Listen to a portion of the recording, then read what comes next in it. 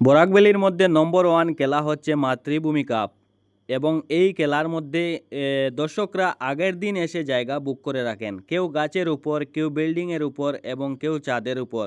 এখানে দর্শক খুবই আশা করে আসেন যাতে এই খেলাটি উপভোগ করেন এবং ফাইনাল খেলাতে প্রতি বৎসর মোটামুটি লাখ লাখ দর্শক এখানে জমায়েত হন। এবার মোটামুটি লাখের মতো দর্শক হবেন এবং এর সঙ্গে সঙ্গে মেইন কথা হলো এখানে ফাইনালে দল যে খেলেছেন ওনারা হচ্ছেন Indian FC versus Loknathpur FC.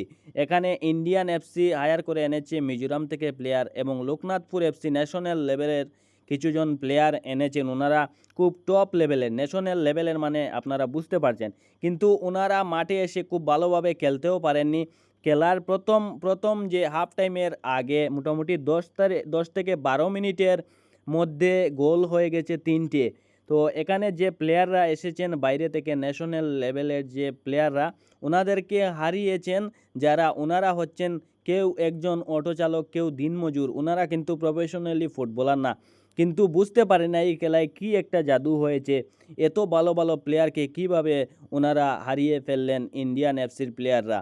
আর এই খেলাতে জয়ী হয়েছেন 3-0 গোলে ইন্ডিয়ান এফসি বিজয়ী হয়েছেন এবং মাতৃভূমির চ্যাম্পিয়ন হয়েছেন ইন্ডিয়ান এফসি। আর বর্তমানে দর্শকের সংখ্যা দেখতে পাচ্ছেন অনেক বেশি, মাঠে মোটামুটি লাখের কাছাকাছি হবেন দর্শক। আর এখানে অতিথিবৃন্দ ছিলেন অনেকজন।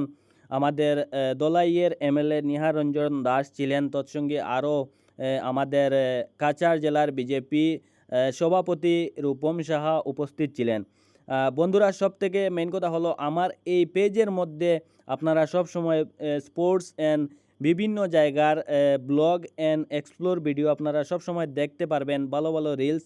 তো আপনারা যদি এই মুহূর্তে আমার ভিডিওটা দেখছেন এবং আমার সুমন ব্লগস পেজটি এখনও ফলো করেননি, তো সবাই এই পেজটি ফলো করবেন। খুব ভালো ভালো কন্টেন্ট আপলোড করে আপনাদেরকে মনোরঞ্জন দেওয়ার চেষ্টা করব। ধন্যবাদ।